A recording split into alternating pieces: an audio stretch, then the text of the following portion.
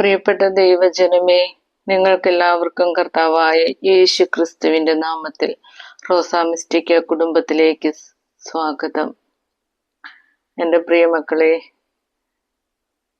ഞാൻ ഒത്തിരി അറിവും വിവരവും ഒന്നുമില്ലാത്ത ഒരു സാധാരണ ഒരു കുടുംബത്തിൽ ജനിച്ച ഒരു വ്യക്തിയാണ്. എൻ്റെ ഈ വീഡിയോയിലെ ഒത്തിരി കുറവുകളും കുറ്റങ്ങളും ഒക്കെ കാണും. എൻ്റെ മക്കളിൽ നിങ്ങളെല്ലാവരും അത് സദയം ക്ഷമിച്ച് എൻ്റെ ഈ വീഡിയോയെ, എൻ്റെ ഈ ചാനലിനെ നിങ്ങൾ പ്രോത്സാഹിപ്പിക്കണമേ എന്ന് പ്രാർത്ഥിക്കുന്നു. പ്രിയ ദൈവജനമേ, പരിശുദ്ധാത്മാവിനെ നമുക്കൊക്കെ അറിയാം, അല്ലേ? പക്ഷെ മക്കളെ, പരിശുദ്ധാത്മാവിനെ അനുഭവിച്ചിട്ടുണ്ടോ? പരിശുദ്ധാത്മാവിനെ കുറിച്ച് പറഞ്ഞു തരാൻ ഞാൻ ഒന്നുമല്ല. പാപികളിൽ പാപിയാണ് ഞാൻ. പക്ഷെ ഞാൻ അനുഭവിക്കുന്ന പരിശുദ്ധാത്മാവ് അതെന്താണെന്ന് ഞാൻ പറഞ്ഞു തരാം. അവന്റെ സാന്നിധ്യം ഒരു ബലമാണ്. അവന്റെ സാന്നിധ്യം ഒരു സമാധാനമാണ്.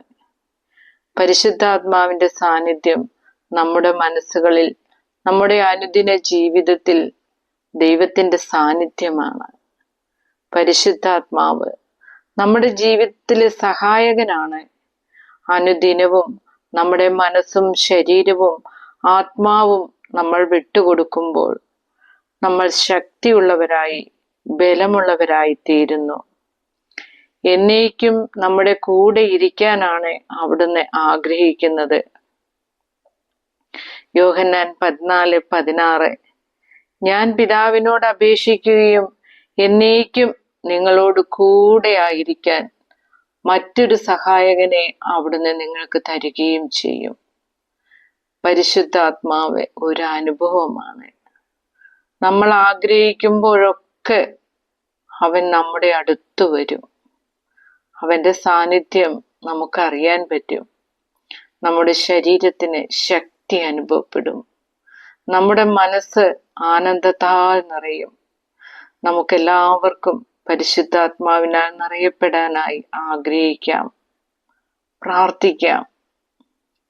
നിങ്ങൾക്കെല്ലാവർക്കും കർത്താവായ യേശു ക്രിസ്തുവിന്റെ നാമത്തിൽ സമാധാനമുണ്ടാകട്ടെ.